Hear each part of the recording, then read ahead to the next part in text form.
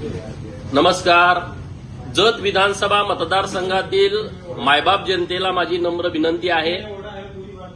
जत विधानसभा मतदारसंघामध्ये 65 गावासाठी जो आपला पाण्याचा प्रश्न आहे, हा प्रश्न कायमस्वरूपी मिटवण्याच्या दृष्टिकोनातून राज्याचे लोकप्रिय मुख्यमंत्री देवाभाऊंच्या नेतृत्वात आणि जलसंपदा खात्याचे मंत्री माननीय राधाकृष्ण विखे पाटील साहेब यांच्या सहकार्यानं मोठ्या प्रमाणात कामं सुरू आहेत.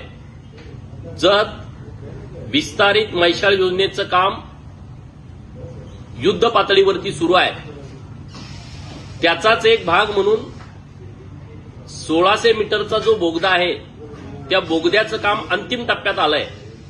रविवारी दिनांक 1 मार्चला सकाळी 9 वाजता बोगद्याचं जे ठिकाण बेडक गावाच्या हद्दीमध्ये आहे, या ठिकाणी शेवटचं ब्लास्ट करण्यासाठी माननीय मंत्री राधाकृष्ण विखे पाटील साहेब आणि जलसंपदा खात्याचे सर्व वरिष्ठ अधिकारी बेडगला येणार आहेत.